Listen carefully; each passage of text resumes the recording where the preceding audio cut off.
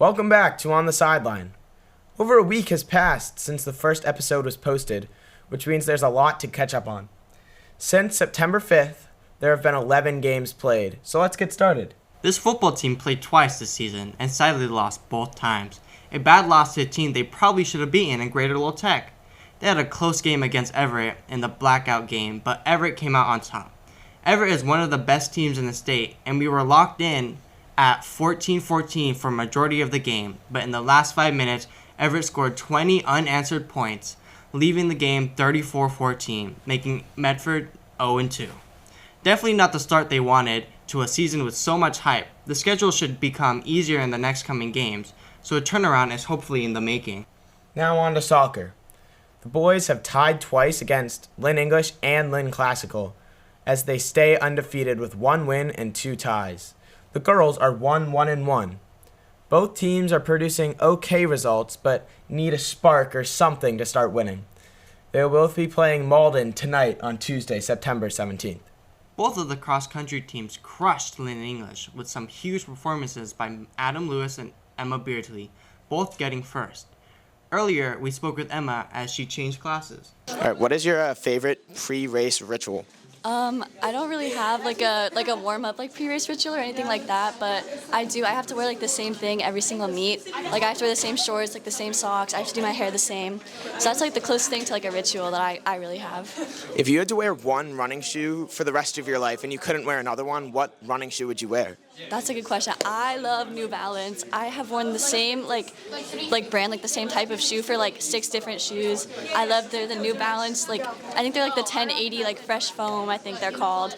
They're literally the best. I love them so much. They're the only shoes that don't destroy my shins.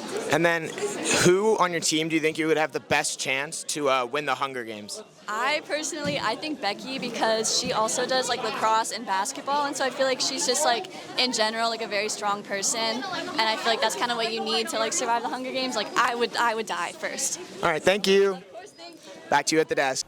The volleyball team has had a really tough start to the season. They are 0-3 and need big changes to turn this season around.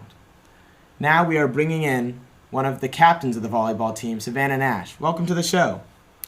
Hi. What are some changes as captain you're going to take to help with your team? As captain, my main focus will be fostering clear communication and collaboration across the entire team. I'm looking to prioritize keeping morale high, ensuring every players feel valued, and implementing strategies that play to our strengths. This will create a more positive, supportive environment, which will be key to helping the team stay focused and move forward. We heard that there were some coaching issues in the beginning of the season. Do you have any comments you would like to make on that? Quite honestly, regarding the coaching situation earlier in the season, I don't want to dwell too much on the past, so I try to forget about it. We did have some challenges, but that's what is important and makes us kind of a team and just helps us work together.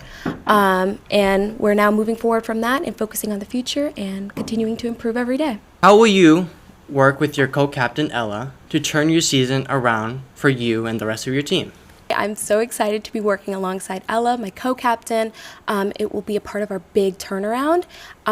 We complement each other well in terms of leadership style, and we kind of are both dedicated to bring the team together, both on and off the court. Our main priority will be to keep everybody aligned on our goals and pushing each other to reach our fullest potential. What teams do you think this season that you'll have the best competitive edge against? As for teams, we have the best competitive edge against. It really depends on how well we execute our game plan, but historically we tend to match up well against teams that rely heavily on individual players, as we emphasize teamwork and depth across our lineup. Our strength is in our collective effort, and that's where we aim to exploit our advantage. Well, thank you for coming on, and good luck with the rest of your season. Thank you. I honestly really appreciate you guys having me here. And that is all we have for you today. So make sure to keep an eye out for another episode this week. But other than that, from the studio at Medford High School, alongside Carlos Laredo, I am James Kluggish saying so long, and we will see you on the sidelines.